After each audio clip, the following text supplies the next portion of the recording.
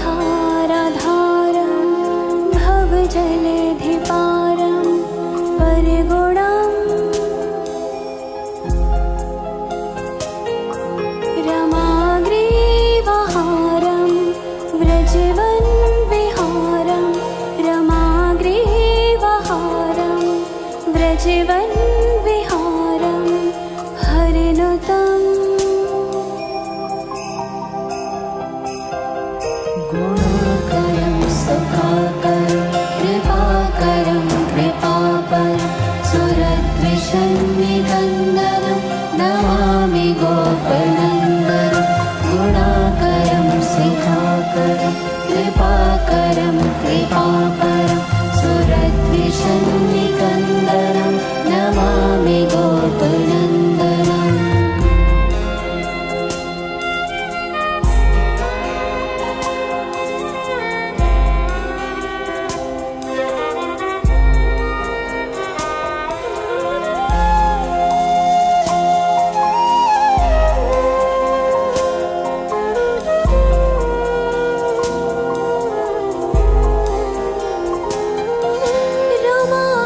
रमाकान्तकान्तं भवभयभयान्तं भवसुखं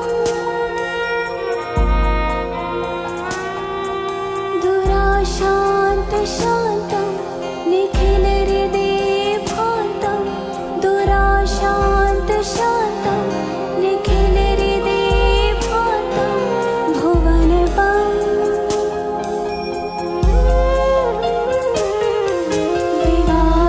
विवादान्तदान्तं धनुजरिचयान्तं विवादान्तदान्तं धनुजरिचयान्तं सुचरितम्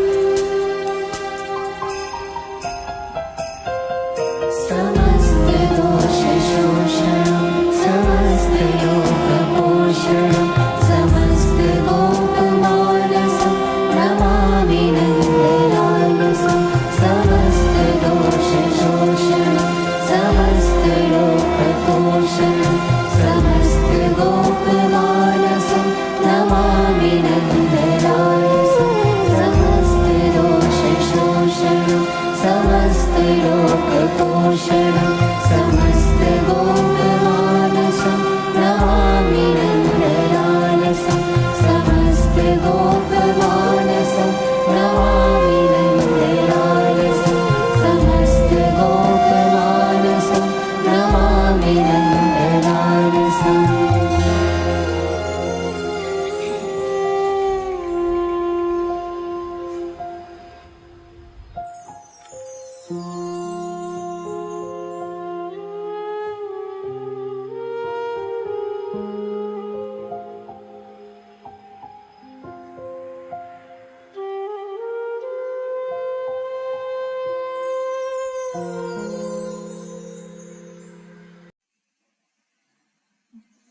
काश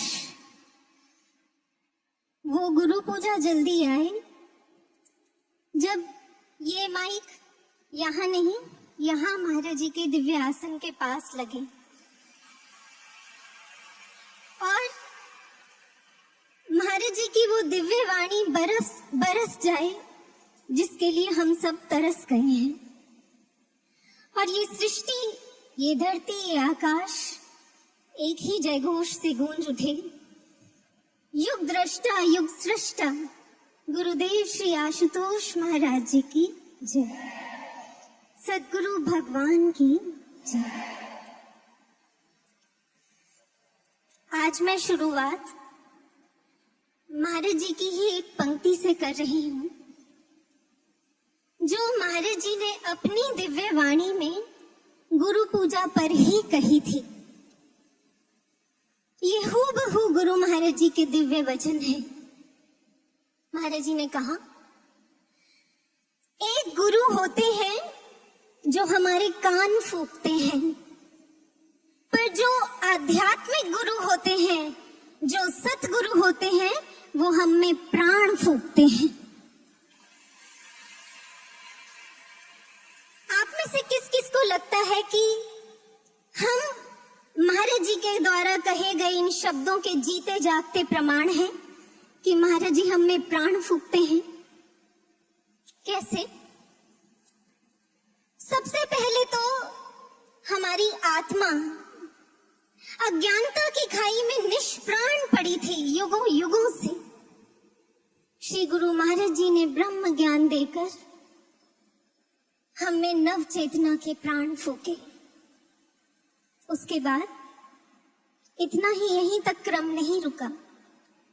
हम सब इस बात के भली भांति अच्छी तरह साक्षी हैं कि कैसे पग पग पर जब जब हम निरुत्साहित होते हैं, हौसले टूटने लगते हैं हमारे, तब तब महाराज जी अपने दिव्य वचनों से हमारे हौसलों में, हमारे आत्मविश्वास में, हमारे विवेक में प्राण फूंकते हैं। इस बात के लिए कुछ लिविंग टेस्टिमनीज के रेफरेंसेस देने से पहले आपके सामने जर्मनी में अभी हाल ही में हुई एक कमाल की रिसर्च है वो रखती हूँ। एक पद्मश्री है, फोक फिलैंथ्रोपिस्ट हैं, उन्होंने अपने वक्तव्य में इसको कोट किया था। वो कहते हैं कि जर्मनी के जो साइंटिस्ट्स हैं उन्होंने ये पाया है, ये रिसर्च की है कि यदि एक व्यक्ति कोमा में है और आपकी सारी थेरेपीज, सारी मेडिसिन्स उसकी चेतना लौटाने में फेल हो चुकी हैं, तो उन साइंटिस्ट्स का ऐसा कहना है कि आप पता कीजिए कि उस व्यक्ति की मातृभाषा क्या है और फिर उसके कान में उस मातृभाषा का उच्चारण कीजिए। वो साइंटिस्ट कहते हैं कि उनके अनुसार मातृभाषा के अलावा कोई वाक ऐसा है ही नहीं जो हमारी चेतना में प्रवेश कर जाए। और उन साइंटिस्ट का कहना है कि अगर 1% भी उस व्यक्ति की चेतना में लौटने की संभावना होगी तो वो मातृभाषा का उच्चारण सुनकर चेतना में वापस लौट आएगा।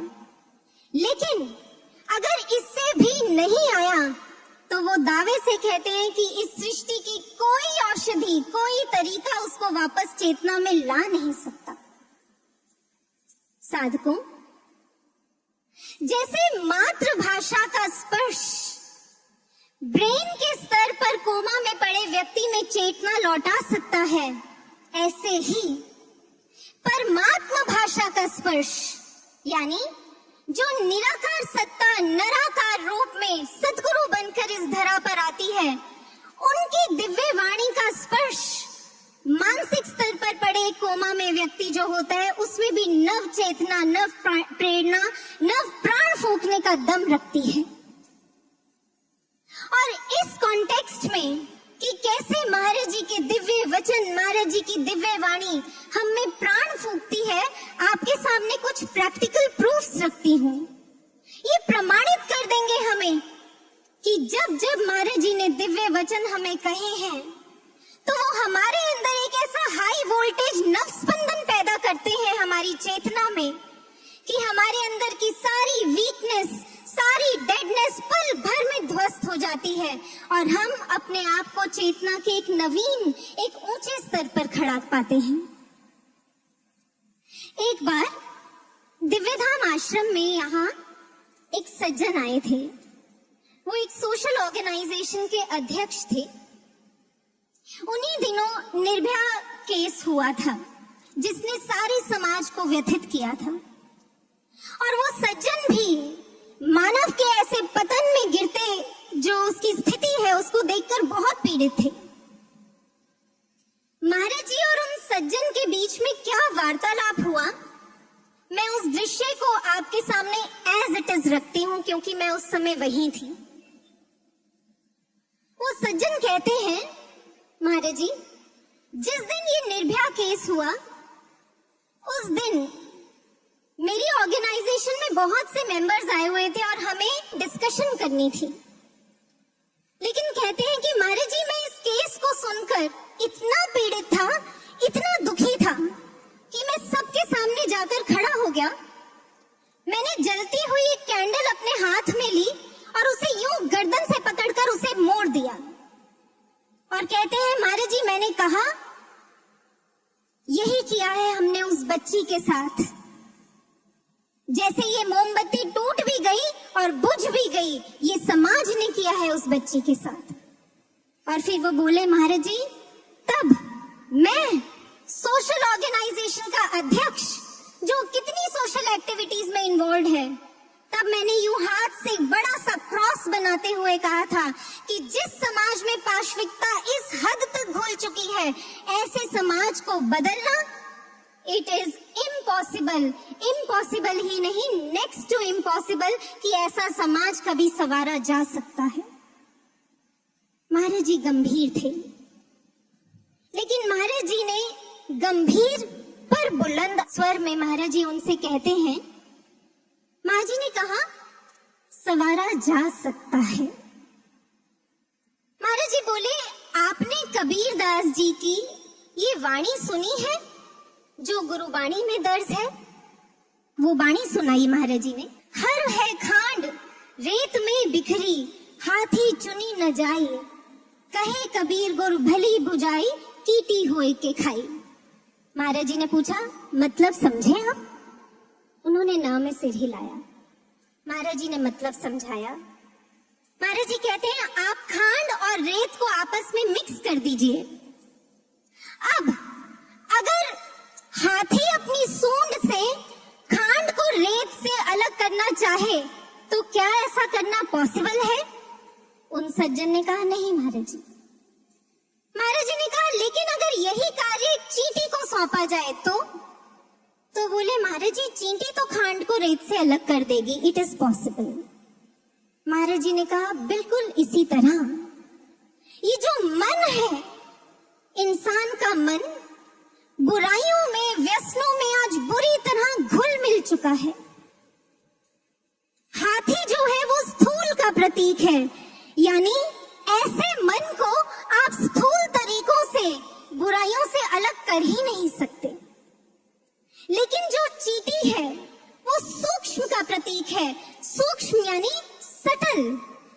महाराज जी कहते हैं आपको एक सटल टेक्निक चाहिए, जैसे चींटी खांड को रेत से अलग कर सकती है, इसी तरह एक सूक्ष्म तकनीक, ब्रह्म ज्ञान की वो सुप्रीम टेक्निक ही इस मन को पाशविकता से अलग कर सकती है। और आज दिव्य ज्योति जागृति संस्थान यही कार्य कर रहा है। महाराज जी ने इतनी सटीक एनालॉजी उन सज्जन को दी थी कि उनके मुंह से बरबस निकल गया। महाराज जी कितनी लॉजिकल बात है, now it seems it is possible. Maharaj ji हल्का सा मुस्कुराए और फिर महाराज जी ने उन्हीं की तरह यूं हाथ से क्रॉस बनाते हुए कहा, इसलिए इस क्रॉस को लगाने के नहीं हटाने की जरूरत है। कहां से? महाराज जी बोले एक्सटर्नल शब्द में से यदि क्रॉस को यानी एक्स को हटा दें तो क्या बनता है? वो सज्जन थोड़ा सोचते हुए बोले महाराज जी अगर एक्सटर्नल में से एक्स को हटा दें तो इटर्नल बनता है। महाराज जी कहते हैं मतलब एक्सटर्नल तरीकों से आप इस समाज को नहीं सुधार सकते, इसके लिए तो केवल इटर्नल टेक्निक, ब्रह्म ज्ञान की सुप्रीम टेक्निक ही कारगर है। उसके बाद जानते हैं क्या हुआ? मैं एक भी चीज अपनी तरफ से ऐड नहीं कर रही।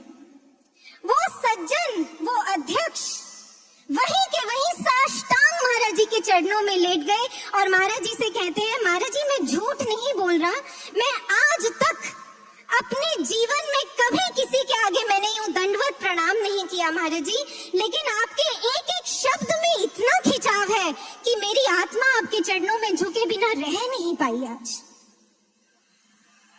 और वो दोनों हाथ जोड़कर बोलते हैं महाराज जी अगर आपके इस मिशन में मैं किसी भी तरह काम आ सकूं तो मुझे जरूर याद कीजिएगा महाराज जी, मैं इसे अपने जीवन का परम सौभाग्य समझूंगा। तब महाराज जी ने उनकी प्रसन्नता से पीठ थपथपाई थी और महाराज जी ने हाँ में सर हिलाते हुए स्वीकृति देते हुए उन्हें आशीर्वाद दिया था। देखा आपने, इस तरह जो व्यक्ति दिशा नहीं पा पाते, समाज के लिए कुछ करना चाहते हैं पर समझ नहीं आता उन्हें कैसे करें, उनमें विवेक की, जागृति के प्राण फूंकते हैं महाराज वचन। इसी तरह जो जटिल बुद्धियां हैं ना, उनमें भी नव चेतना की संजीवनी के काम करते हैं महाराज जी के ओजस्वी वचन। इस कॉन्टेक्स्ट में भी एक घटना शेयर करती हूं आपके साथ। हमारी यूनिवर्सिटी में एक बार FDP फैकल्टी डेवलपमेंट प्रोग्राम हुआ था, जिसमें स्पीकर्स के तौर पर DJJS के रिप्रेजेंटेटिव्स को इनवाइट किया गया था। और उस प्रोग्राम में यूनिवर्सिटी के डीन, डायरेक्टर, सारे डिपार्टमेंट्स के HODs, फैकल्टी मेंबर्स और स्टाफ वहां बैठे थे। जो स्पीकर थी महाराज जी की शिष्या, उन्होंने कंक्लूडिंग नोट में अपनी टॉक के कुछ रेफरेंसेस देने शुरू किए कि कैसे महाराज जी कहते हैं कि जो अध्यात्म है, अध्यात्म का विज्ञान है, वो आपको एक ऊंचे पेडेस्टल पर लाकर खड़ा कर देता है।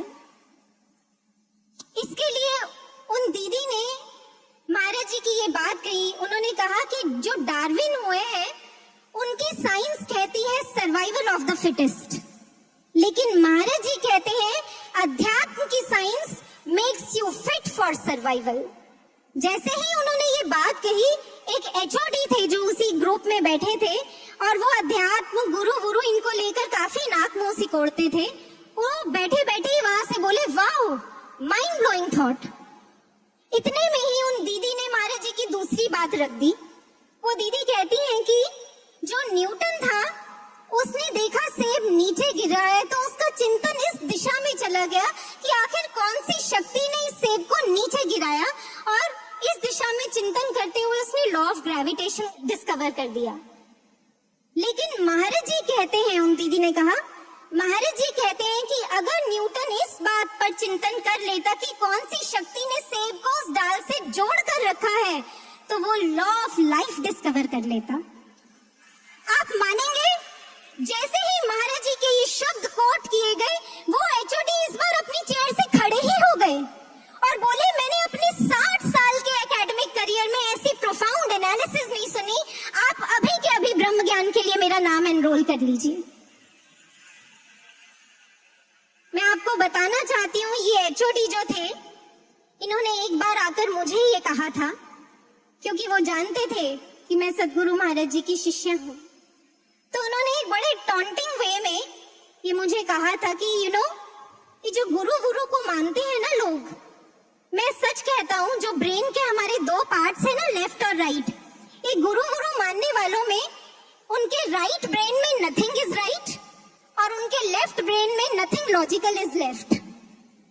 बाद में यही HOD थे, जब इन्होंने ब्रह्म ज्ञान लिया, ये मेरे पास आए और इन्होंने एडमिट किया, कहते हैं मैं गलत था। टुडे आई वांट टू से कि महाराज जी को जो अपने जीवन में जो महाराज जी की शरण में चला जाता है, फिर Maharaj ji makes our right brain perfectly right and allows nothing illogical to be left in the left brain. और फिर उन्होंने कहा कि मैं आज कहता हूं कि महाराज जी का ब्रह्म ज्ञान हमें वाइज बनाता है और लाइफ में राइज कराता है। साधकों, ऐसे भरते हैं हम में विवेक, हमारे विवेक में प्राण महाराज जी के दिव्य वचन।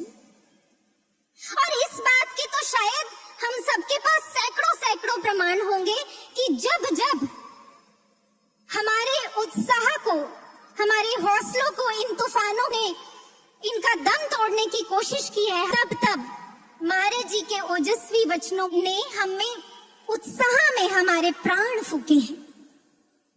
एक बार एक परिवार यहाँ महाराज जी के दर्शन करने आए, ब्रह्म ज्ञानी फैमिली थी।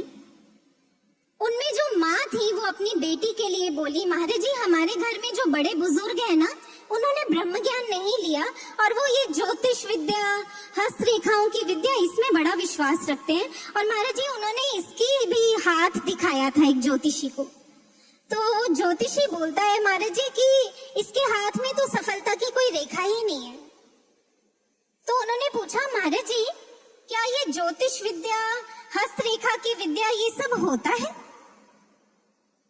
महाराज जी कहते हैं, हाँ, ये भी एक तरह का विज्ञान है। जैसे ही ये सुना, उन दीदी का, उन बहन का चेहरा मुरझा गया और वो बोली, महाराज जी फिर तो जो इसके भाग्य में लिखा होगा वही इसे मिलेगा। उस समय महाराज जी ने यूं मुट्ठी उठाई और बुलंद आवाज में महाराज जी बोले, एक ब्रह्म ज्ञानी साधक अपना भाग्य खुद लिखता है। याद रखना, जो विद्या तुम्हारे पास है, महाराज जी यूं दोनों हाथ करते हुए बोले, उसके सामने संसार की सारी विद्याएं फेल हैं। और महाराज जी फिर बोले, जाकर कह देना उस ज्योतिषी से कि हमारे गुरु ने हमारी सारी हाथ की रेखाएं बदल दी हैं। साधकों, कितने ही प्रमाण हम ले आए आपके सामने, ये कम ही पड़ेंगे। सच में महाराज जी हमारी हस्तरेखाओं को बदल दिया करते हैं। आपने पिग्मेलियन इफेक्ट के बारे में सुना होगा। पिग्मेलियन इफेक्ट एक साइकोलॉजिकल फिनोमिनन है। ये कहता है, your high expectations from someone can help him improve his performance. यानी अगर आप किसी से ऊंची आशाएं रखते हैं तो आपकी उस व्यक्ति के प्रति जो ऊंची आशाएं हैं वो उसमें मोटिवेशन तो भर सकती है, लेकिन आप उन आशाओं को पूरा करने का सामर्थ्य उस व्यक्ति में नहीं भर सकते, पर सद्गुरु भगवान भर सकते हैं। और महाराज जी आज ऐसा कर रहे हैं। श्री औरोबिंदो का मैंने एक कोट एक जगह पढ़ा है। वो कहते हैं कि एक साधारण से शब्द में भी पावर होती है, शक्ति होती है, लेकिन यदि ये शब्द साधारण न रहकर ब्रह्म की वाणी बन जाए तो फिर उसमें ऐसा अद्भुत सामर्थ्य होता है कि वो असंभव कार्य को भी संभव करने का दम रखता है। इस कॉन्टेक्स्ट में एक बड़े कमाल का, एक मार्के का उदाहरण हमें अंगुलीमाल के जीवन से मिलता है। महात्मा बुद्ध की शरण में आने के बाद अंगुलीमाल एक बार कहीं जा रहा था। उसने देखा एक जगह पेड़ के नीचे एक स्त्री भयंकर प्रसव पीड़ा से जूझ रही थी। शिशु का जन्म हो नहीं पा रहा था और ऐसा लगता था कि जैसे वो पीड़ा उस स्त्री के प्राण ले डालेगी। अंगुलीमाल इतना व्यथित हुआ, वो दौड़ता हुआ महात्मा बुद्ध के पास आया और बोला, तथागत, उस स्त्री की पीड़ा खत्म हो, उसके लिए मैं क्या कर सकता हूँ?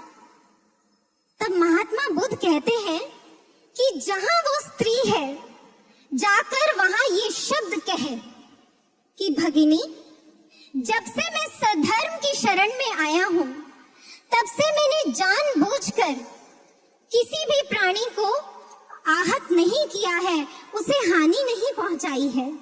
मेरे इस सत्य वचन से तेरा मंगल हो, तेरे गर्भ का मंगल हो। अंगुलीमाल ज्यों का त्यों इन शब्दों को अपने साथ लेकर वहां स्त्री के सामने जाकर इन ज्यों का त्यों इन शब्दों को बोल देता है और उस समय एक आश्चर्यचकित कर देने वाला दृश्य घटता है। तत्क्षण जैसे ही अंगुलीमाल ये शब्द कहता है कि मेरे इस सत्य वचन से तेरा मंगल हो, तेरे गर्भ का मंगल हो, तत्क्षण वो जो महिला थी उसने सुरक्षा पूर्वक शिशु को जन्म दे दिया और वो पीड़ा से मुक्त हुई। इस दृष्टांत में जो एक बहुत गहरी और महत्वपूर्ण प्रेरणा है, क्या पकड़ पाए उसे? महात्मा बुद्ध ने क्या शब्द कहे अंगुलीमाल को कहने के लिए कि जब से मैं सधर्म की शरण में आया हूं, मैंने जानबूझकर किसी प्राणी को हानि नहीं पहुंचाई। यानी जब से मैं ब्रह्म ज्ञान मैंने पाया है, जब से मैं महाबुद्ध की शरण में आया हूं, तब से मैंने जानबूझकर ना मन से, ना वचन से, ना अपने व्यवहार से किसी भी प्राणी को हानि पहुंचाई है। और मेरे इस सत्य वचन से सोचिए, वो अंगुलीमाल, खूंखार अंगुलीमाल, जिसकी सोच में, कर्म में हिंसा बैठ चुकी थी, वो कहता है कि मेरे इस सत्य वचन से तेरा मंगल हो। और जैसे ही उसने ये शब्द कहे, उन शब्दों में सत्यता की इतनी शक्ति थी कि सृष्टि को वो करना पड़ा जो कहा गया। कहते हैं कि जब अंगुलीमाल महाबुद्ध की शरण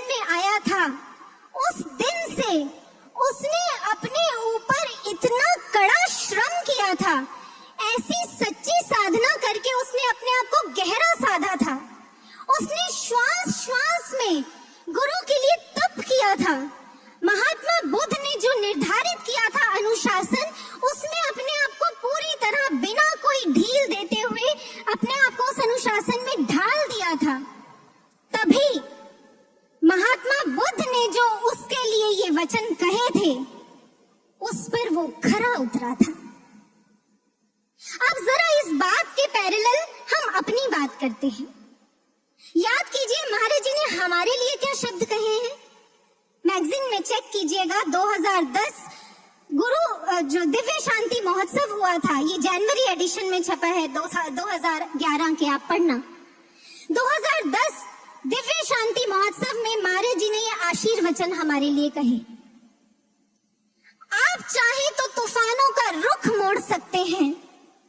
इस युग को बदलना, कलयुग को सतयुग में परिणत करना आपके हाथ में है। साधकों, ये सतगुरु भगवान के वचन हैं।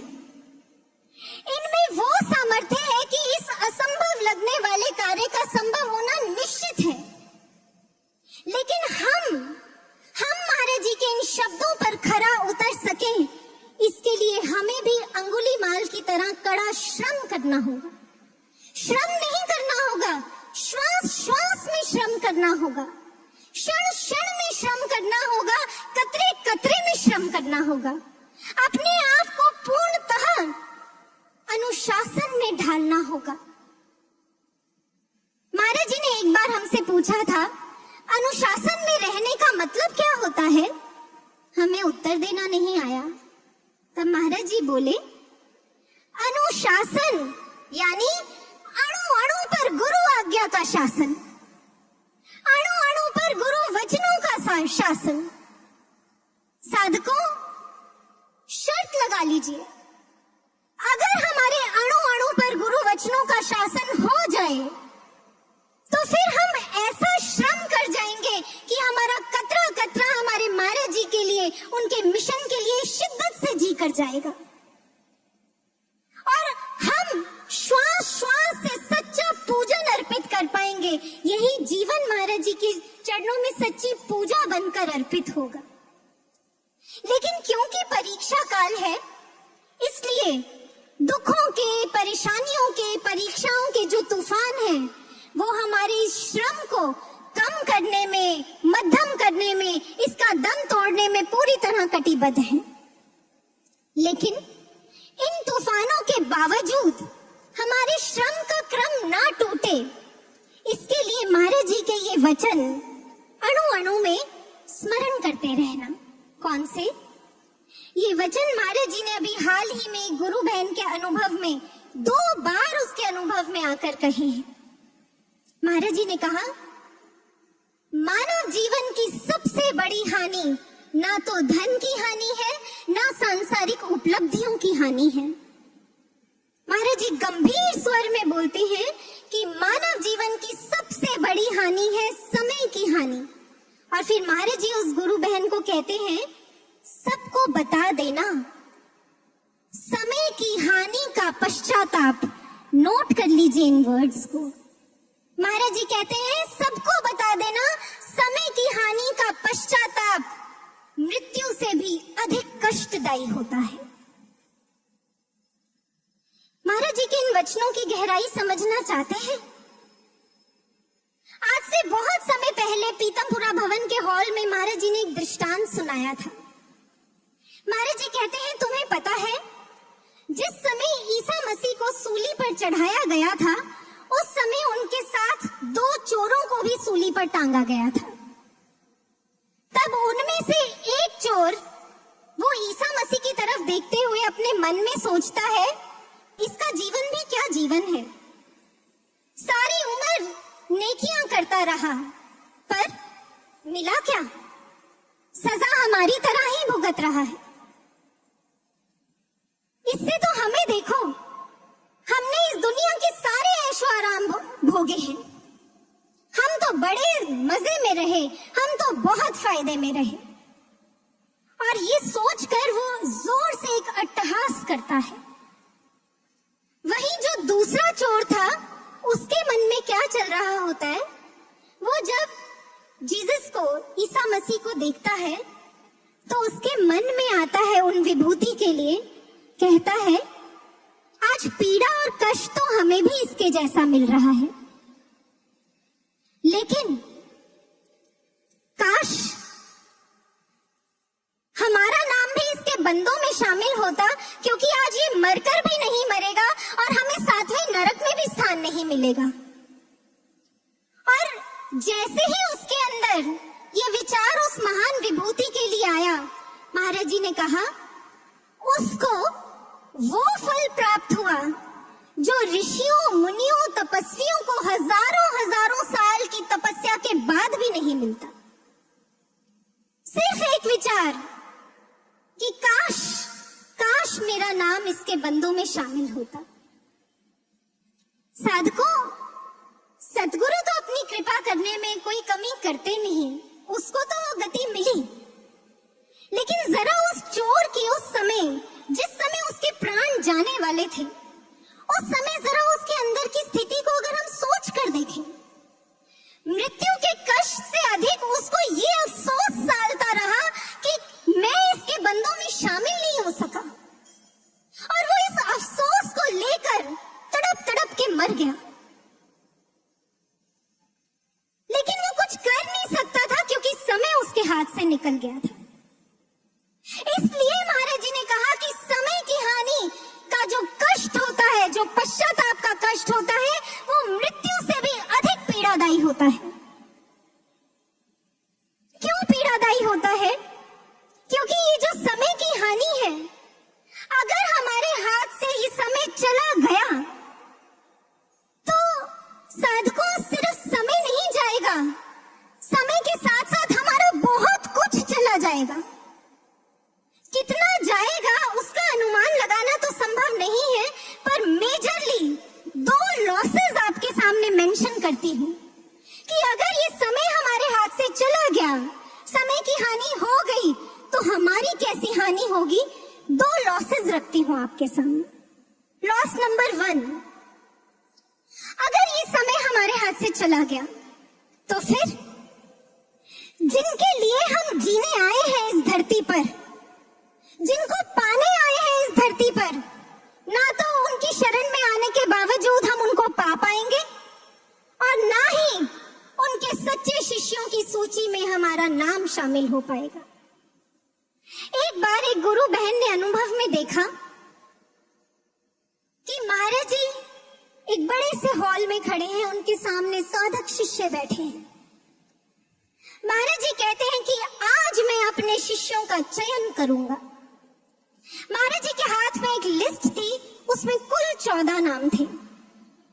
महाराज जी एक स्वामी भैया को उन नाम को पढ़ने को कहते हैं, और वो 14 के 14 लोगों को महाराज जी अपने पास बुला लेते हैं। लिस्ट खत्म हो जाती है। अनुभव में ही वो देखती हैं कि एक बहन ये सोचती है कि मुझे तो महाराज जी से जुड़े हुए 20 साल हो गए हैं, लेकिन महाराज जी ने मेरा चयन नहीं किया। मेरे बाद कितनी बात जो लोग आए उनका महाराज जी ने चयन कर लिया। और वो यही बात अनुभव में महाराज जी से पूछती हैं कि महाराज जी, मैं तो 20 साल से आपसे जुड़ी हूं, आपने मेरा चयन क्यों नहीं किया? महाराज जी कहते हैं, तुम 20 साल की बात करती हो, 20 दिन का भी समर्पण नहीं है तुम्हारा। यहां अनुभव खत्म हो जाता है। और जो बहन ये अनुभव देख रही थी, वो अगले दिन महाराज जी के दर्शन करने आती है और महाराज जी से पूछती हैं कि महाराज जी, आपकी दृष्टि में समर्पण क्या है? महाराज जी कहते हैं, जिन घड़ियों में आपके गुरु का चिंतन बसता है, जिन घड़ियों में आप अपने गुरु से जुड़े होते हैं, हमारी दृष्टि में केवल वो घड़ियां ही समर्पण में काउंट होती हैं। इस हिसाब से जरा नुकसान का अंदाजा लगा लीजिए कि ऑलरेडी हम अपना कितना नुकसान कर चुके हैं। आज तक तो हम सत्संग में ये सुनते आए थे कि हमारी असली उम्र तब से शुरू होती है जब से हमने ज्ञान लिया है, लेकिन समय के साथ क्राइटेरिया बदल गया है। महाराज जी की दृष्टि में हमारे वो सांसें जीवन में सार्थक काउंट है, या लगा लीजिए हमारा उतना ही जीवन काउंट किया जाएगा जितनी सांसों में हम महाराज जी से जुड़े। क्योंकि जिन घड़ियों में विस्मरण रहा वो तो विष और मरण समान ही मानी जाएंगी। ये पहला लॉस कि ना महाराज जी की शरण में आने के बाद उनके बन पाएंगे, ना उनके सच्चे शिष्य कहला पाएंगे।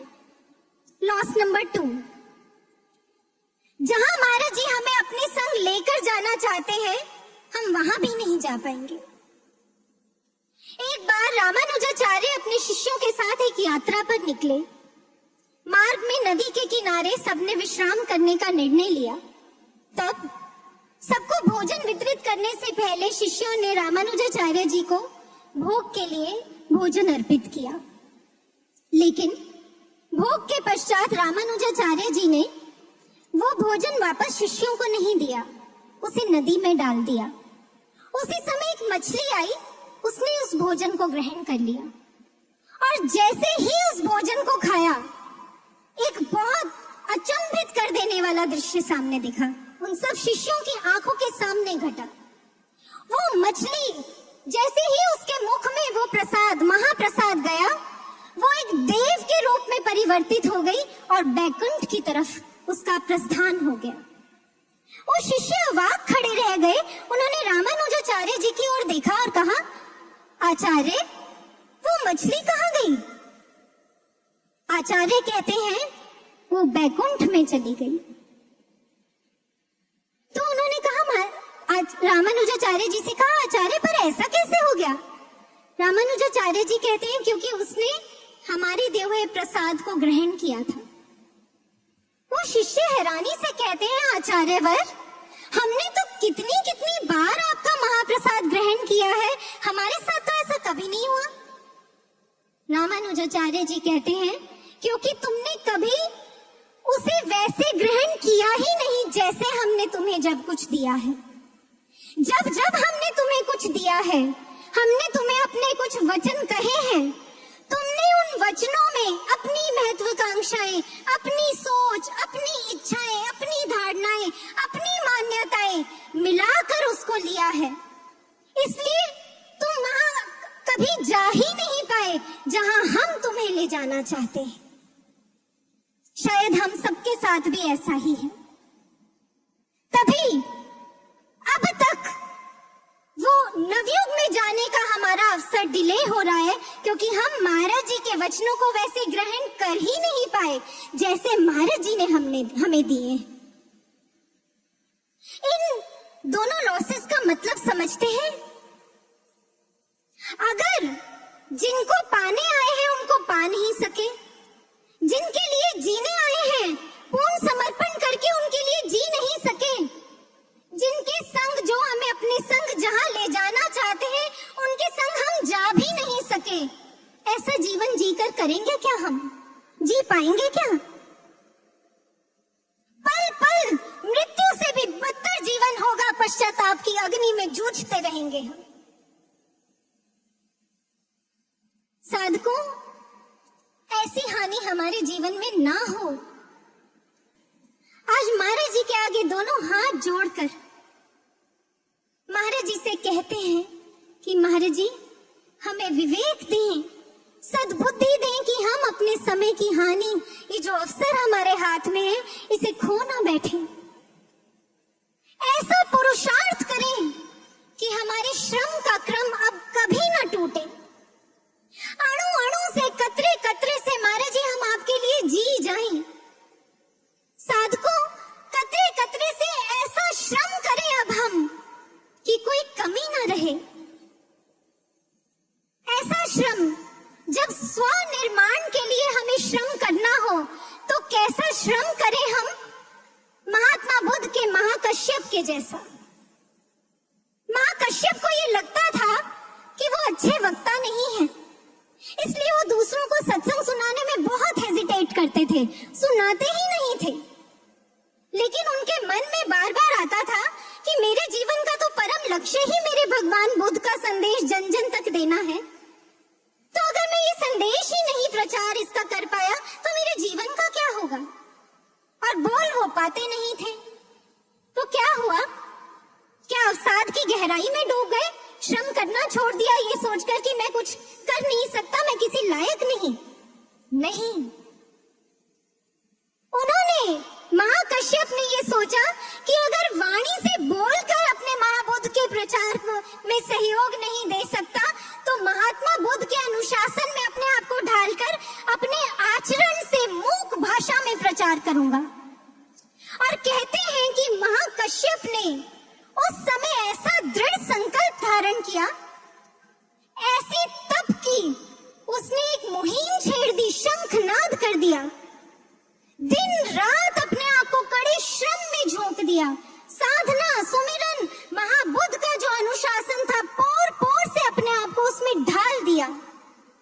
और कहते हैं कि वो ऐसा शिष्य बनकर उभरा कि जिसने महात्मा बुद्ध के धर्म प्रचार में ऐसा कमाल का सहयोग दिया कि उसको तप की श्रेणी में अग्रणी स्थान मिला। और आप अगर आज इंटरनेट पर महाकश्यप की इंट्रोडक्शन देखेंगे तो उनकी इंट्रोडक्शन में लिखा आता है, महात्मा बुद्ध के सभी शिष्यों में he is foremost in तपस्या, asceticism, ये तपस्या में सबसे आगे ये शिष्य निकला महात्मा बुद्ध का, जिसने महात्मा बुद्ध के लिए अपने आप को ऐसा तपाया कि उनके धर्म कार्य में सबसे अधिक सहयोग दे गया। ये तो हुआ स्वनिर्माण के लिए हमें कैसा श्रम करना चाहिए। और अगर विश्व कल्याण के लिए श्रम की बात करें तो फिर कतरे कतरे से हम महाराज जी के मिशन के लिए ऐसे जी जाएं कि फिर हम महाराज जी की दिव्य लीलाओं के क्या बन जाएं। एक बार एक गुरु बहन के अनुभव में वो महाराज जी से अपने अनुभव में कहती हैं कि महाराज जी, कितना बड़ा सौभाग्य है हमारा कि हम आपकी दिव्य लीलाओं के साक्षी बने हैं।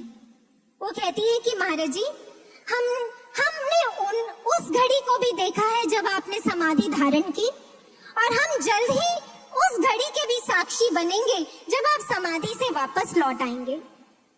तब महाराज जी कहते हैं, नहीं, तुम साक्षी नहीं हो, तुम सब मेरे साथी हो, क्योंकि साक्षी तो ये संसार बनेगा जो मेरी दिव्य लीलाओं को देखता भर रहेगा।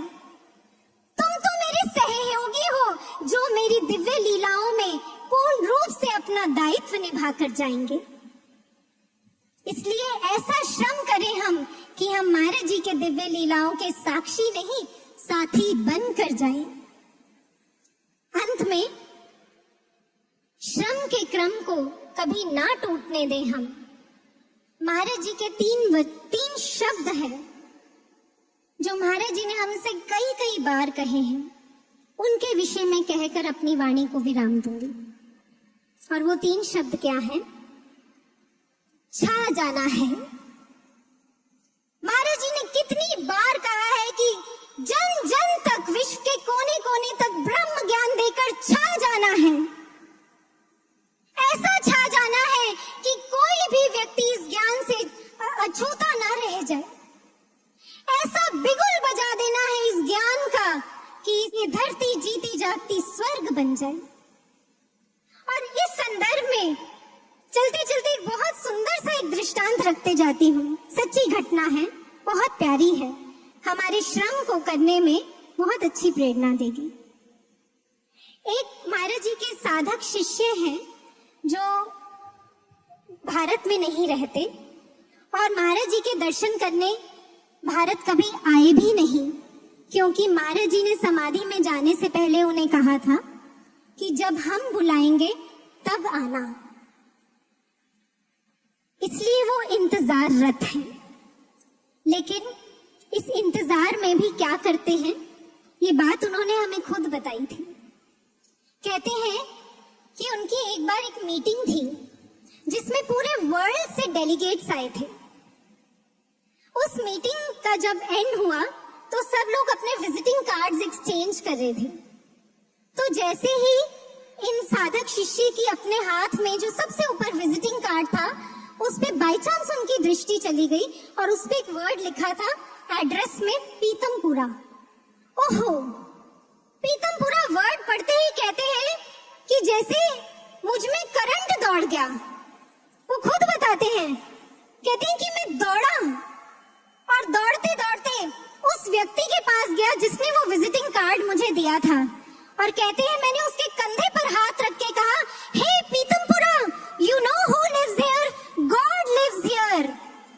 और कहते हैं कि मैंने उसे कहा, ये भगवान जो है तुम्हें तुम्हारे अंदर बैठा भगवान दिखा सकते हैं, इसलिए जाओ इन भगवान की शरण में जाकर अपने अंदर वाले भगवान का दर्शन करो और इस सारे संसार को बता दो इस धरा पर इस युग का भगवान आया है।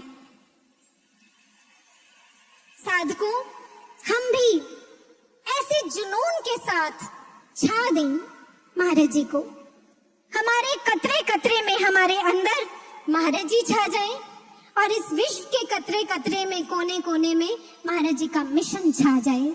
जब हम ऐसा करेंगे तो मैं निश्चित तौर पर कहती हूँ हमारा जीवन महाराज जी की सच्ची पूजा बनेगा, और ऐसी पूजा को जब हम महाराज जी के चरणों में अर्पित करेंगे, महाराज जी पल भर भी रुक नहीं पाएंगे, उसी क्षण अपनी समाधि से लौट कर आएंगे और उस दिन बनेगी हमारे जीवन की सबसे बड़ी गुरु पूजा। इसी प्रेरणा के साथ, इसी प्रार्थना के साथ आइए एक बुलंद जय घोष महाराज जी के चरणों में अर्पित करें।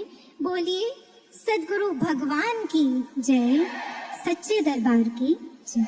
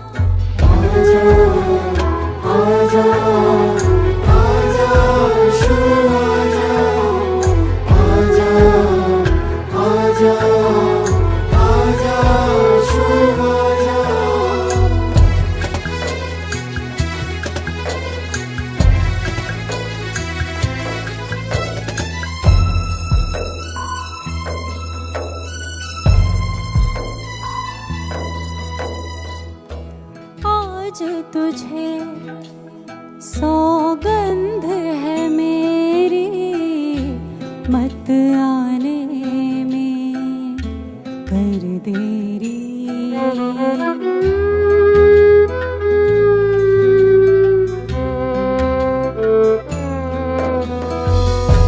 आज तुझे सौगंध है मेरी, मत आने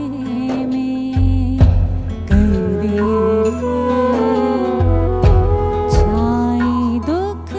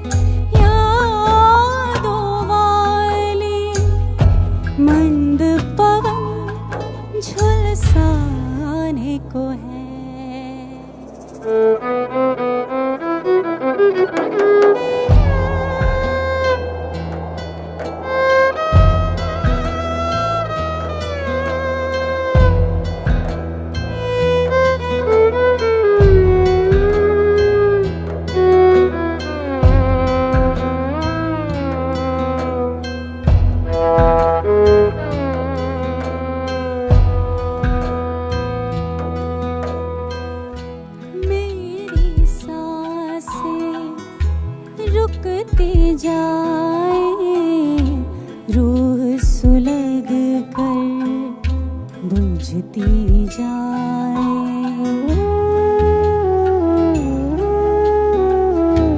ओ मेरी सांसें रुकती जाए, रूह सुलग कर बुझती जाए। तुझ बिन खुद को भूल गए जो, तुझ बिन खुद को भूल गए जो, हम तेरे दीवाने वो हैं। आजा आशु तुझ बिन मेरे प्राण अधर पर आने को है। आजा आशु तुझ बिन मेरे प्राण अधर पर आने को है। पत्थर की भी आँखें नम हो, इस दिल में अफसाने वो हैं। आजा आजा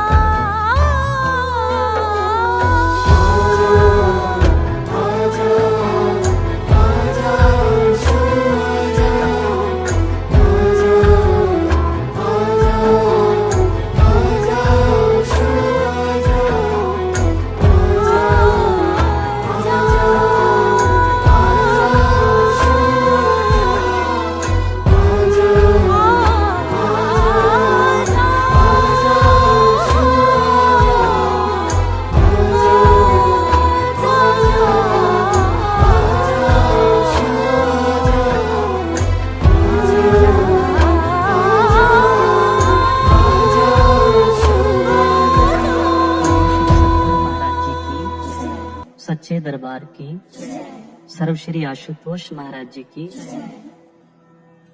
आज से लगभग 2000 वर्ष पहले इटली के पोम्पेई शहर में एक भयानक तूफान आया और इस तूफान से अपने प्राणों की रक्षा के लिए सभी नगरवासी इधर उधर भागने लगे।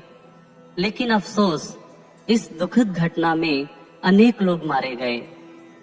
इस घटना के सैकड़ों वर्षों बाद जब पुरातत्व विभाग ने उस नगर की खुदाई कार्य का प्रारंभ किया, तो वहां पर एक किले के मलबे के नीचे उन्हें एक मानव कंकाल प्राप्त हुआ।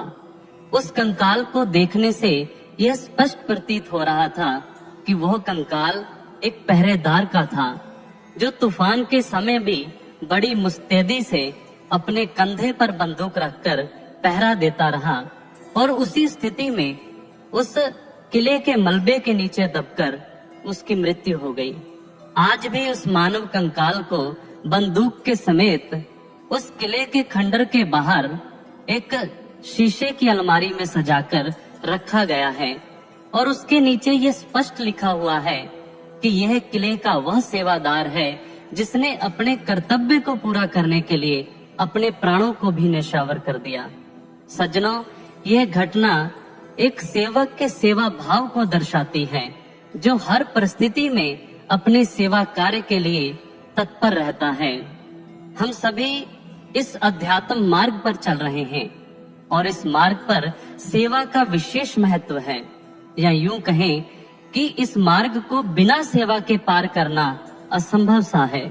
जब जब वो परम शक्ति पूर्ण गुरु के रूप में इस धरा पर अवतरित होती है, तब तब वो अपने महान लक्ष्य को पूरा करने के लिए साधारण जनमानस का भी आह्वान करती है।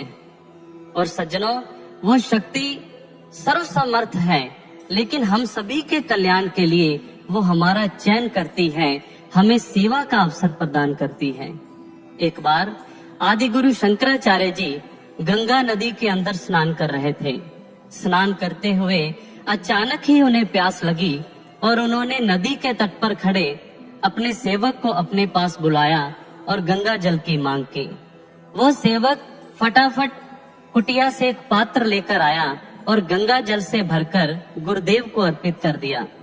आदि गुरु शंकराचार्य जी ने उस जल का पान कर अपनी प्यास को शांत किया। इस सारी घटना को नदी के तट पर खड़े कुछ लोग देख रहे थे और उनमें से एक व्यक्ति ने जैसे ही आदि गुरु शंकराचार्य जी गंगा नदी से बाहर आए तो उस व्यक्ति ने आदि गुरु शंकराचार्य जी से प्रश्न किया कि आप स्वयं गंगा नदी के अंदर थे, आपके चारों ओर गंगा जल था, फिर आपने अपने शिष्य से गंगा जल की मांग क्यों की? आदि गुरु शंकराचार्य जी बोले, यह सत्य है कि मैं गंगा जल का पान स्वयं कर सकता था, लेकिन गुरुदेव प्रत्येक सेवा के साथ प्रत्येक सेवा को प्रदान कर अपने शिष्य का कल्याण करना चाहते हैं।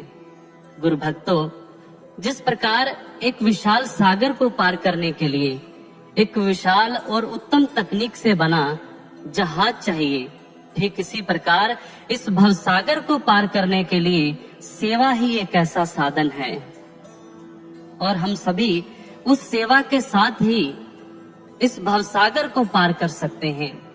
जब जब भी इस धरा पर वो पूर्ण शक्ति अवतरित हुई, तब तब स्वयं देवी देवता और गंधर्व भी उस गुरु सत्ता की सेवा करने के लिए लालायत हो उठे। सिख इतिहास में एक घटना का वर्णन आता है कि एक बार भाई लहना जी बड़ी दुविधा में पड़ गए। कारण था कि जब भी वो सुबह गुरु आश्रम की सफाई करने के लिए जाते तो पाते कि सफाई तो कोई पहले ही कर गया है, लेकिन आखिर कौन?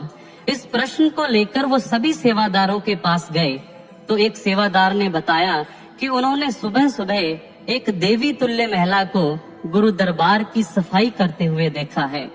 इन्हीं जिज्ञासाओं के साथ भाई लहना जी ने सारी रात जागने का निर्णय लिया और उस रात्रि अंतिम पहर में अचानक ही शुभ शगुन होने लगे। चारों ओर भीनी भीनी सुगंध फैल गई और अचानक ही आकाश से एक देवी श्री गुरु नानक देव महाराज जी के दरबार में उतरी और अपनी साड़ी के पल्लू से वो गुरु आश्रम की सफाई करने लगी। भाई लहना ये दृश्य देखकर आश्चर्यचकित हो गए, हैरान हो गए और वो उस देवी के पास जाकर बोले कि आप कौन हैं और इस प्रकार ये सफाई कार्य क्यों कर रही हैं? वह देवी बोली कि पूर्ण गुरु के श्री चरणों की महिमा ही इतनी महान है कि जिस स्थान पर पूर्ण गुरु के श्री चरण पड़ जाते हैं उस स्थान पर स्वयं देवी देवता भी सेवा करने के लिए आते हैं। वहाँ सेवा कर देवी देवताओं को भी शक्ति मिलती है और उनका देवत्व सुरक्षित होता है। सज्जनों, गुरुदेव अपनी सेवा के साथ ही अपने शिष्य को अपनी प्रसन्नता प्रदान करते हैं। एक बार महात्मा बुद्ध जी से एक शिष्य ने पूछा कि जब एक सेवक पर गुरुदेव प्रसन्न होते हैं तो उसे क्या प्रदान करते हैं? महात्मा बुद्ध बोले, सेवा। जब गुरु अपने शिष्य पर प्रसन्न होते हैं तो उसे सेवा प्रदान करते हैं, उसके लिए सेवाओं के अंबार लगा देते हैं, उसकी झोली सेवा से भर देते हैं। और सज्जनों, हमारे सभी धार्मिक शास्त्रों ने, हमारे सभी धार्मिक ग्रंथों के अंदर एक शिष्य द्वारा की जाने वाली गुरु की सेवा को 3 भागों में विभक्त किया गया है, तनुजा, मनुजा और वित्तजा। जानी तन की सेवा, मन की सेवा और धन की सेवा। संसार के अंदर जब हम दृष्टिपात करें तो यह तन, मन और धन ही हमारे बंधन का कारण है। इसी से हम संसार के प्रति आसक्त होते हैं, संसार की ओर आकर्षित होते हैं और हम अनेक प्रकार के बुरे कर्म कर जाते हैं। इन आंखों से चाहते या ना चाहते हुए भी हम अनेक गलत दृश्य देख लेते हैं। इन कानों से निंदा, चुगली इत्यादि बुरे वचनों को सुनते हैं और आवेश में आकर इस मुख द्वारा किसी को कटु शब्द बोल देते हैं। अपने मन के अंदर किसी के प्रति ईर्ष्या, द्वेष आदि विचारों को लाकर अपने मन को दूषित कर लेते हैं। और सज्जनों, हम किसी भी प्रकार का व्यवसाय क्यों ना कर रहे हों, हमारे कमाए हुए धन में मिलावट आ ही जाती है। इसलिए गुरुदेव अपने शिष्य के कल्याण के लिए उसके तन, मन, धन को सदैव सेवा में लगाता है। महापुरुषों ने बड़ा सुंदर कहा है, तन पवित्र सेवा किए, धन पवित्र किए दान, मन पवित्र हरि भजन से होए त्रिविध कल्याण। आइए इसको थोड़ा विस्तार से समझने का प्रयास करते हैं। सबसे पहले प्रकार की सेवा है तन की सेवा। तन की सेवा जानी जैसे जोड़ा घर, जल घर, पंडाल को व्यवस्थित करने की सेवाएं इत्यादि। इतिहास के अंदर ऐसी बहुत सारी घटनाएं हैं, ऐसे बहुत सारा वर्णन आता है कि जब एक सेवक ने, जब किसी सेवादार ने गुरु घर की सेवा की तो उसके अनेक प्रकार के शारीरिक और मानसिक रोगों का निदान हो गया। और केवल मात्र इतिहास की घटनाएं ही नहीं, श्री गुरु महाराज जी के इस पावन दरबार के अंदर ऐसे बहुत सारे उदाहरण हैं, ऐसी बहुत सारी घटनाएं हैं। काफी समय पहले एक पति पत्नी नूरमहल आश्रम में सेवा के लिए आया करते थे। कुछ समय बाद उनके बेटे का विवाह हुआ और वो अपनी बहू को भी साथ लेकर आश्रम के अंदर सत्संग के लिए आने लगे, उसे सत्संग सुनाने लगे। सत्संग को श्रवण कर और अपनी सास की प्रेरणा को पाकर बहू ने भी मासिक भंडारे पर स्थायी सेवा के लिए अपना नाम अंकित करवाने की इच्छा जाहिर की। उस बहू का नाम सेवा के लिए अंकित करवाया गया और एक स्वामी जी ने उस बहू की सेवा बर्तन मांजने की निर्धारित की। जैसे ही उस बहू को अपनी सेवा का पता लगा तो उसे कोई प्रसन्नता नहीं हुई। उसके मन के अंदर अनेक प्रकार के विचार उठने लगे। मेरी सेवा तो पंडाल के अंदर होनी चाहिए थी, मेरी सेवा का स्वामी जी ने सही निर्धारण नहीं किया, मुझे उपयुक्त स्थान पर सेवा नहीं मिली। क्योंकि वो इस बात से अनजान थी कि सेवा का निर्धारण कोई स्वामी जी, कोई साध्वी बहन नहीं, बल्कि सेवा का निर्धारण स्वयं श्री गुरु महाराज जी करते हैं। लेकिन अपनी अज्ञानता के कारण उसने उस सेवा कार्य को प्रारंभ नहीं किया। एक बार उस परिवार को श्री गुरु महाराज जी के चरण स्पर्श करने का सौभाग्य प्राप्त हुआ। श्री गुरु महाराज जी ने परिवार के प्रत्येक सदस्य से उसके द्वारा की जाने वाली सेवाओं के विषय में पूछा और उस बहू को कहा कि तू क्यों सेवा नहीं करती, तू भी सेवा किया कर, बर्तन मांजने की सेवा किया कर। लेकिन अपने बुरे संस्कारों के कारण उसे श्री गुरु महाराज जी की बात भी समझ नहीं आई। महाराज जी अपनी वाणी से स्पष्ट कर चुके थे कि एक सेवक की सेवा का निर्धारण स्वयं गुरु करते हैं। कुछ समय बाद उस बहू को एक चर्म रोग हो गया। अनेक प्रकार के डॉक्टरों से दवा लेने के बाद भी उसका चर्म रोग दूर नहीं हुआ, बल्कि दिन प्रतिदिन बढ़ता गया। हालात इतने बदतर हो गए कि बिना किसी की सहायता से बेड से उठ पाना भी उसके लिए दूभर हो गया। और इन्हीं दिनों उनकी सास नूरमहल आश्रम के अंदर महाराज जी के दर्शनों के लिए पहुंची और जैसे ही वो सास महाराज जी के समक्ष पहुंची, श्री गुरु महाराज जी उसकी सास की आंखों में तैरते हुए आंसुओं को देखकर बोले, तू रो क्यों रही है? उस सास ने अपनी बहू की सारी व्यथा को श्री गुरु महाराज जी के समक्ष रख दिया। महाराज जी गंभीर होकर बोले, तेरी बहू का एक ही इलाज है, बर्तन मांजने की सेवा। सास ने घर आकर जैसे ही बहू को श्री गुरु महाराज जी का संदेश दिया, उस बहू को आत्मग्लानि हो उठी। उसकी आंखों से पश्चाताप के आंसू बहने लगे। उसके कानों में महाराज जी द्वारा कहे हुए वो दिव्य वचन स्पष्ट गूंजने लगे, तो भी सेवा किया कर, बर्तन मांजने की सेवा।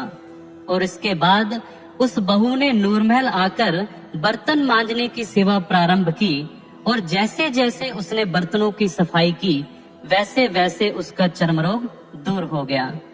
सज्जनों, गुरुदेव तो हमारे जीवन में भविष्य में आने वाले अनेक प्रकार के रोग, अनेक प्रकार की समस्याएं, अनेक प्रकार के कष्टों के निवारण के लिए हमें सेवा प्रदान करते हैं, लेकिन हम ही अज्ञानतावश ये समझ नहीं पाते। इसलिए जब भी हमें गुरु दरबार में तन की सेवा करने का अवसर प्राप्त हो तो हमें तन की सेवा अवश्य करनी चाहिए।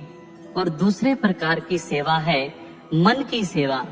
मन की सेवा माने अपने मन को श्री गुरु चरणों से जोड़कर रखना, सदैव ही ध्यान साधना में अपने मन को लगाना, अपने गुरु और गुरु के दिव्य मिशन के प्रति श्रेष्ठ चिंतन करना।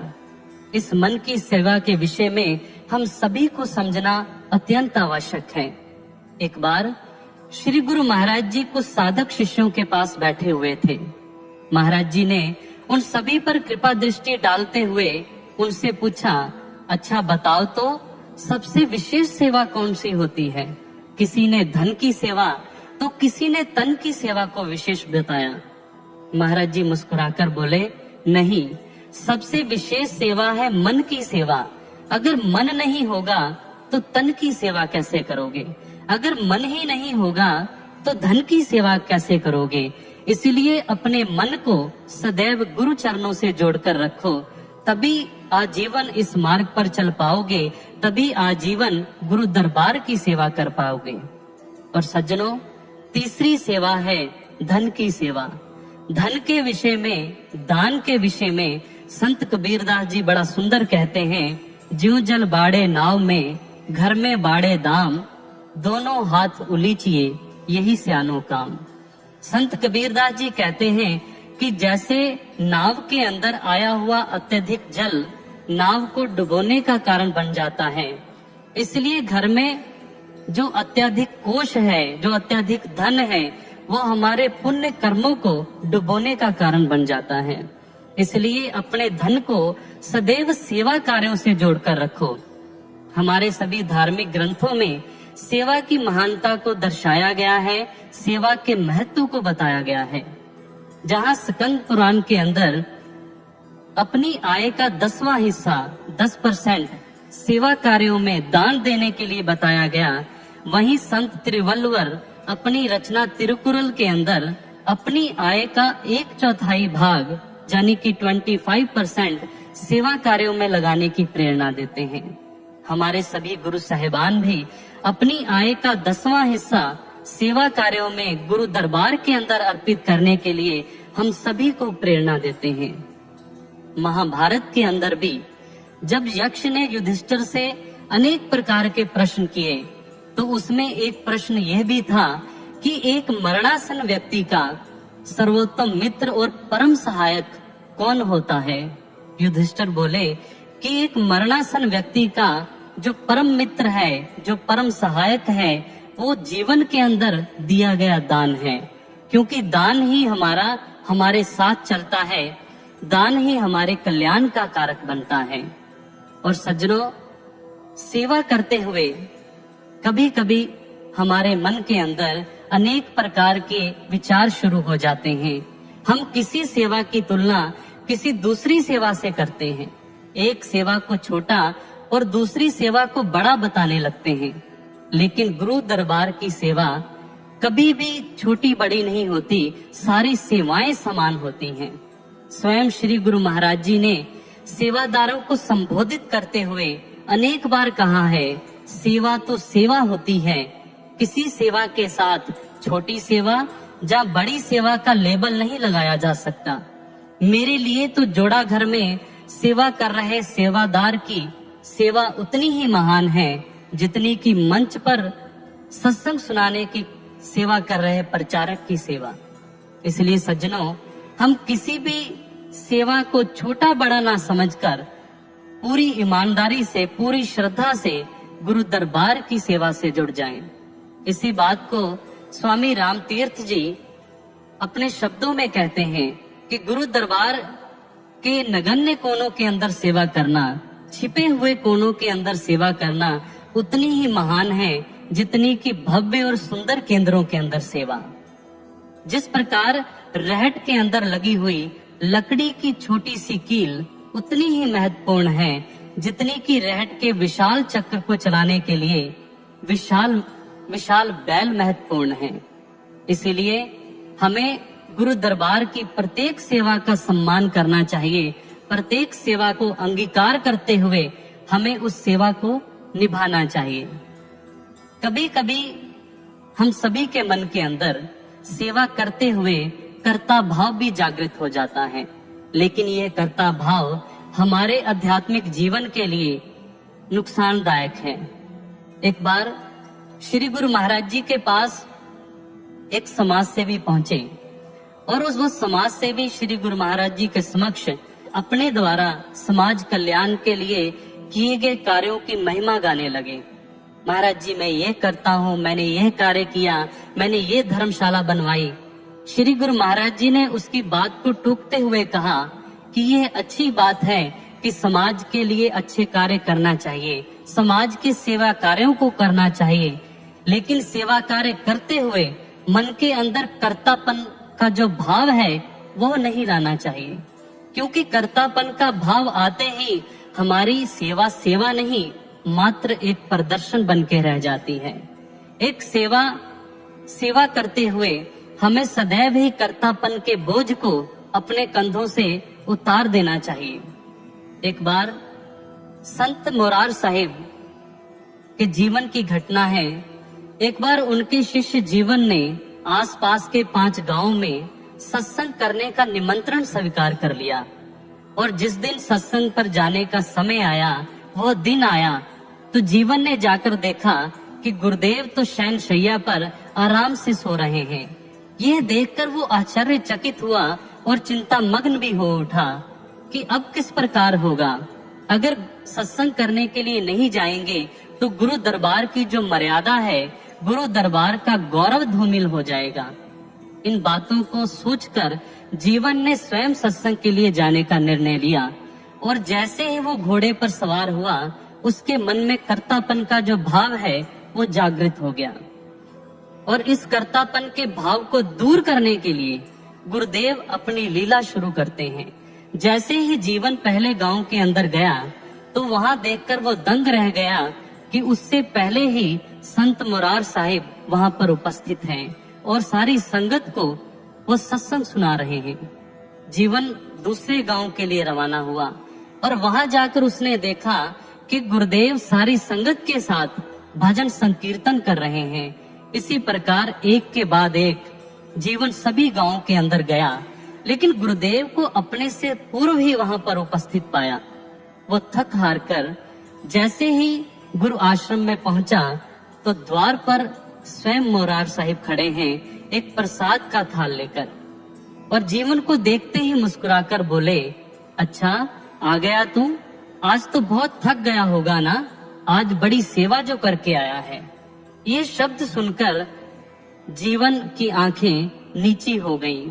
वो समझ गया था कि गुरुदेव इशारों ही इशारों में उसे क्या समझा रहे हैं, उसके कर्तापन के भाव पर चोट कर रहे हैं। सज्जनों, हमें भी इस बात को समझना होगा कि गुरुदेव के प्रत्येक कार्य तो पहले ही हो चुके हैं, हम तो केवल मात्र एक माध्यम हैं गुरुदेव के कार्य को पूरा करने के लिए।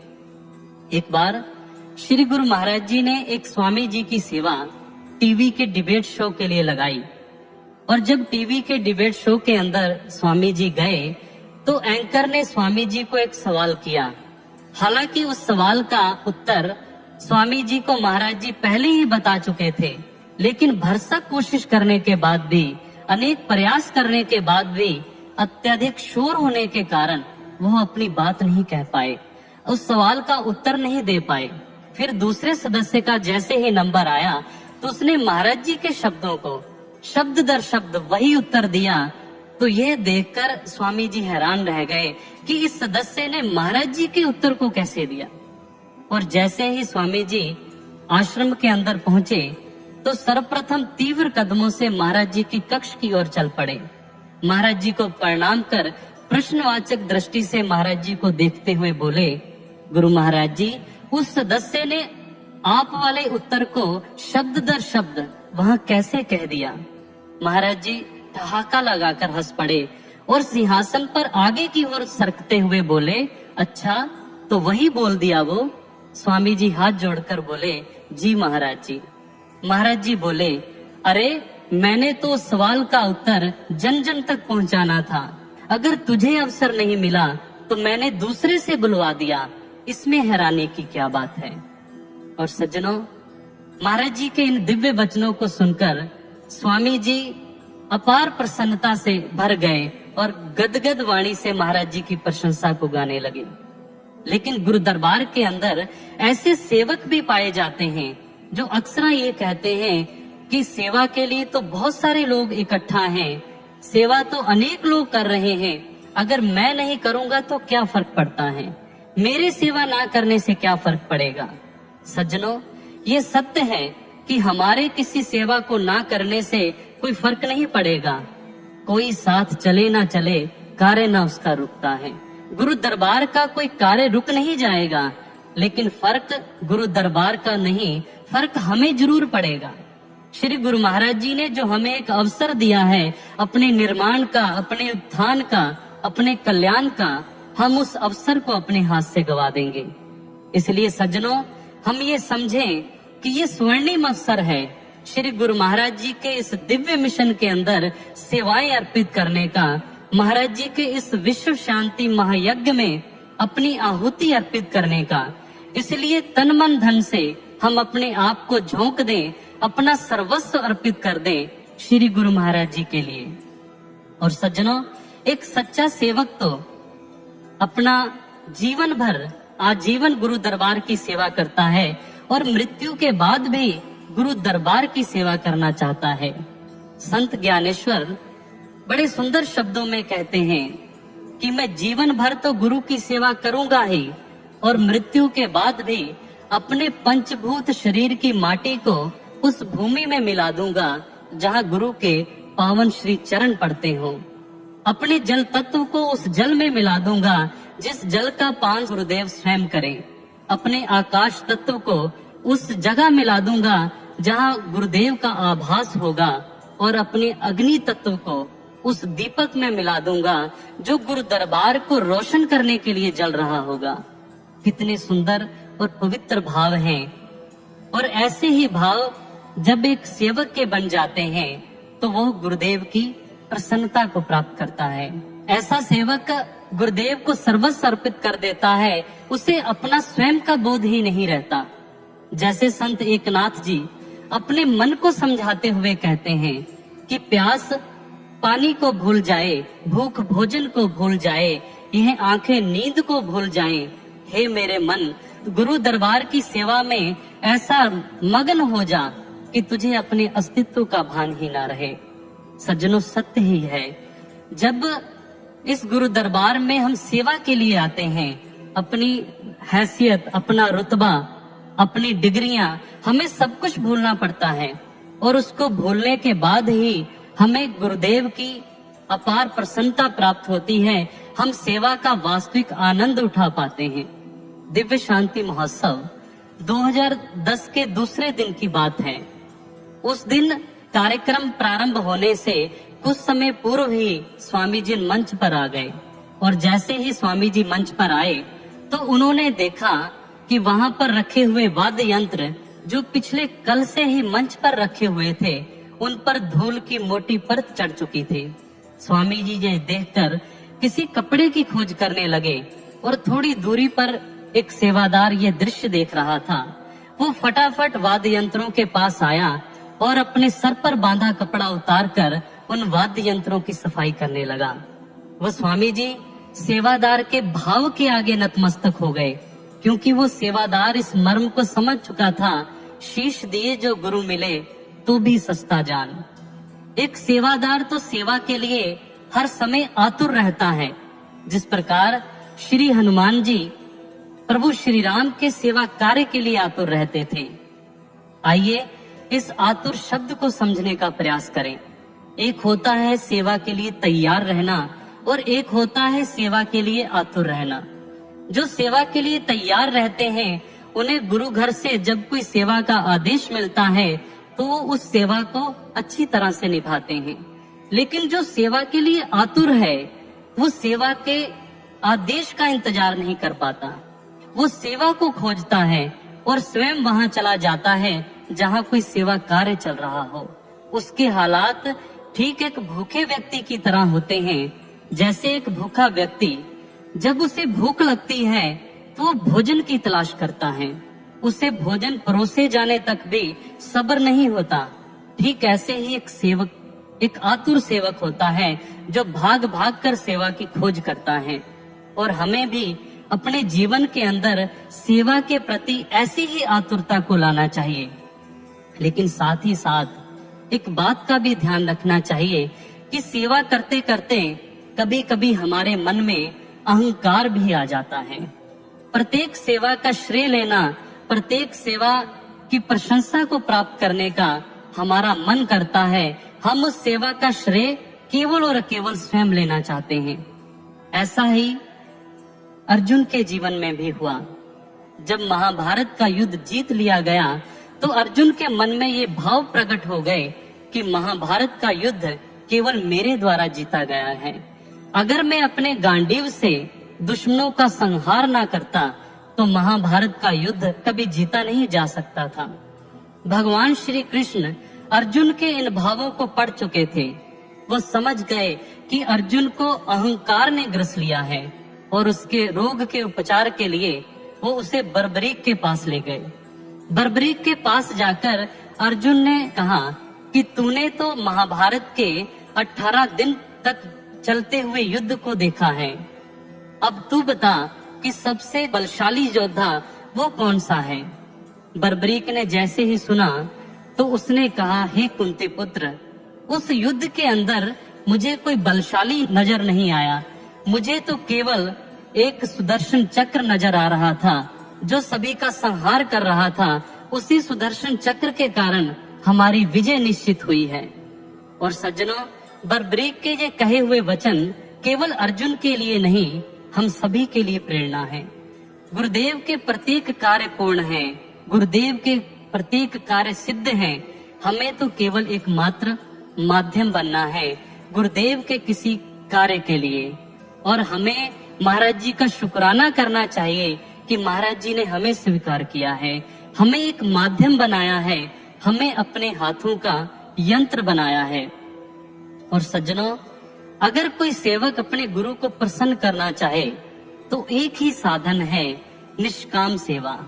बिना निष्काम सेवा के कोई सेवक अपने गुरु को प्रसन्न नहीं कर पाया। एक होती है कामना के वशीभूत सेवा, किसी स्वार्थ के कारण की गई सेवा, और वह सेवा सेवा नहीं, वह सेवा मात्र एक दिखावा है, एक व्यापार है। और एक सेवक जो निष्काम भाव से सेवा करता है वही अपने गुरुदेव की प्रसन्नता को प्राप्त करता है। संत कबीर दास जी बड़ा सुंदर कहते हैं, फल कारण सेवा करे निस्तिन जांचे राम, कह कबीर सेवक नहीं चाहे चौगुना दाम। कबीरदास जी कहते हैं कि जो सेवक सेवा के बदले कुछ मांगता है, कुछ चाहता है, चाहे वो कुछ भी हो, वो सेवक केवल व्यापारी है, वो लोभी है, वो स्वार्थी है, वो सेवा के बदले अनेक प्रकार की कामनाएं रखता है। और जो सच्चा सेवक है वो सेवा के बदले केवल और केवल सेवा की मांग करता है। हम सभी जानते हैं कि सेवा रावण ने भी की और सेवा श्री हनुमान जी ने। रावण ने महादेव की सेवा की, भगवान शिव की सेवा की, लेकिन उसके मन में सदैव कोई कामना रही, कोई स्वार्थ रहा, मैं अमर हो जाऊं, मुझे फला वरदान मिल जाए। लेकिन श्री हनुमान जी ने श्री राम जी की सेवा केवल और केवल प्रेम भाव से की, उसमें किसी प्रकार की कोई कामना, किसी प्रकार की कोई स्वार्थ नहीं था। और सज्जनों, परिणाम हम सभी के सामने है, रावण का सर्वनाश हो गया और श्री हनुमान जी अष्ट सिद्धि नवनिधि के दाता कहलाए। और आज हम भी ये प्रण लें कि हमारे द्वारा की गई सेवा, चाहे वो किसी भी प्रकार की क्यों ना हो, तन मन धन किसी भी प्रकार की सेवा जो हम गुरु दरबार के करें, वो निष्काम भाव से सेवा हो, वो बिना स्वार्थ भाव के सेवा हो, तभी हम अपने गुरुदेव की प्रसन्नता को प्राप्त कर पाएंगे। और सज्जनों, अध्यात्म रामायण के अंदर जिक्र आता है कि जब श्री हनुमान जी माँ सीता की खोज कर श्री राम जी के पास पहुंचे और माँ सीता का संदेश दिया तो प्रभु श्री राम अत्यंत प्रसन्न हो गए। श्री हनुमान जी से बोले, पवन पुत्र, मैं तेरी सेवा से बहुत प्रसन्न हूँ, तू बता मैं तुझे क्या अर्पित करूँ। आज से राम तेरा है और तू राम का, आज से सर्वस्व राम का तेरा है, मैं तुझे अर्पित करता हूँ। और ऐसा कहकर श्री हनुमान जी को अपने गले से लगा लिया। और सज्जनों, हम भी ऐसी प्रार्थना करें, हम भी ऐसा प्रयास करें कि सेवा करते करते हम भी सेवा रूप हो जाएं, हमें भी श्री गुरु महाराज जी की प्रसन्नता प्राप्त हो जाए, हम भी सच्चे सेवादार कहलाएं। और अंत में इन्हीं चंद पंक्तियों को कहते हुए मैं अपनी वाणी को यहीं पर विराम दूंगा। सेवक का सम्मान है सेवा, शिष्य का कल्याण है सेवा, बड़े भाग्य से मिलती है ये, साधक का उत्थान है सेवा। हर कठिन परीक्षा का फल है, भक्तों की भक्ति का फल है, गुरुदेव का महाप्रसाद है ये, हर लेती सब अवसाद है ये। हर रोग शोक के शमन हेतु महा औषधि समान है सेवा, बड़े भाग्य से मिलती है ये, साधक का उत्थान है सेवा, बड़े भाग्य से मिलती है ये, साधक का उत्थान है सेवा। बोलिए सर्वश्री आशुतोष महाराज जी की। वो आएंगे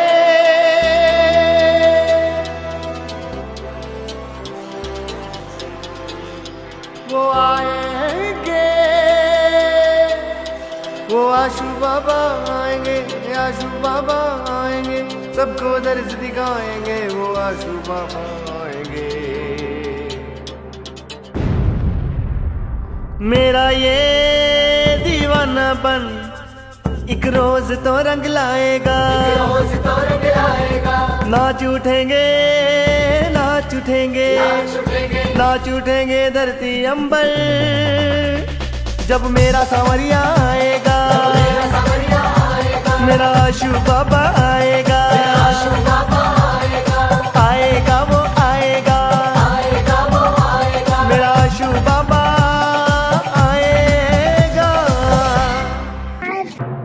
लौट के उनको आना ही है, मोहब्बत पे मेरी मुझको यकीन है।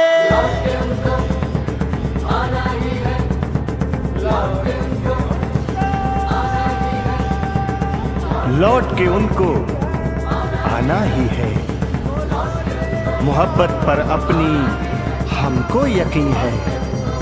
सजेंगी जिस पर मोहब्बतें महफिल, यकीन है हमें वो यही ज़मीं है। फिर से बहेंगी मस्त हवाएं, चेहरा वो जब दिखलाएगा, जब मेरा सांवरिया जब मेरा सांवरिया आएगा, तो मेरा आशु बाबा आएगा, आएगा वो आएगा, मेरा आशु बाबा आएगा। नूर महल में नूर बहेगा, लगेंगे यहाँ पर फिर से वो मेले,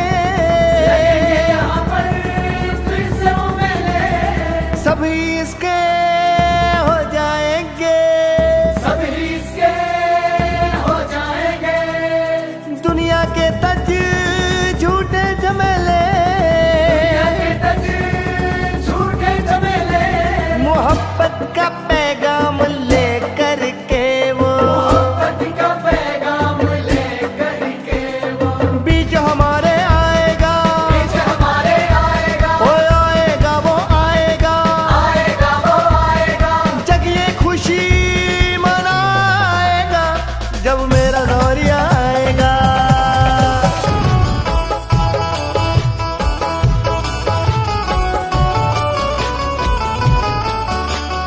मेरा आपकी कृपा से सब काम हो रहा है, मेरा आपकी कृपा से सब काम हो रहा है, मेरा आपकी कृपा से सब काम हो रहा है, मेरा आपकी कृपा से सब काम हो रहा है। करते हैं मेरे ठाकुर मेरा नाम हो रहा है, करते हैं मेरे ठाकुर मेरा नाम हो रहा है। मेरा आपकी कृपा से सब काम हो रहा है, मेरा आपकी कृपा से सब काम हो रहा है।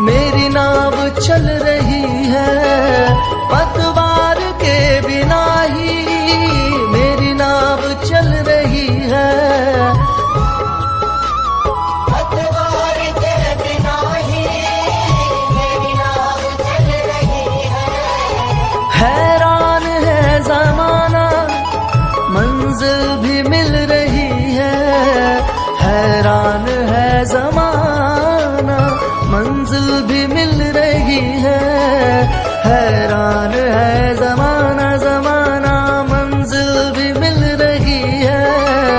करता नहीं मैं कुछ भी, करता नहीं मैं कुछ भी, हर काम हो रहा है।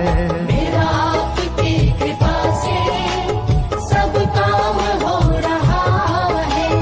मेरा आपकी कृपा से सब काम हो रहा है।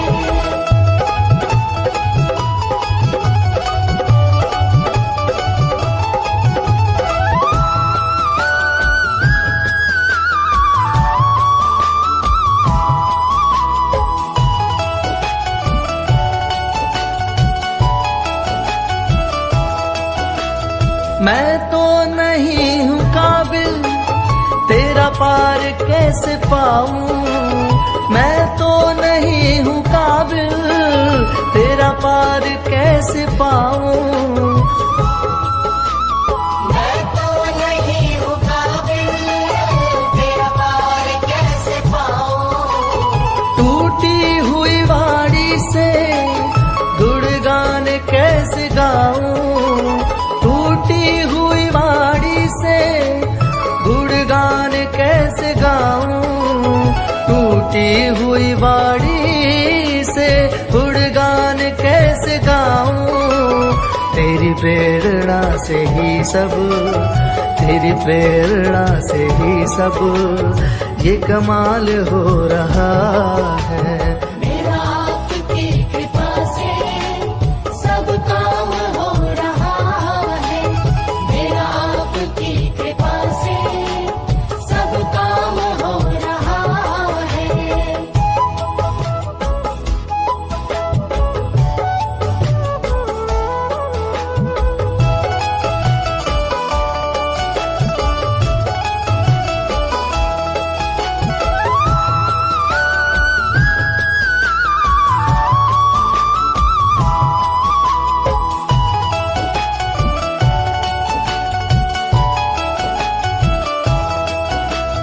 तुम साथ हो जो मेरे, किस चीज की कमी है। तुम साथ हो जो मेरे, किस चीज की कमी है। तुम साथ हो जो मेरे, किस चीज की कमी है। किसी और चीज की अब दरकार भी नहीं है। किसी और चीज की अब दरकार भी नहीं है।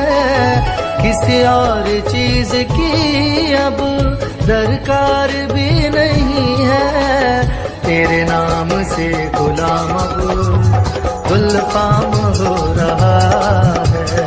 तेरे नाम से गुलाम गुलफाम हो रहा है।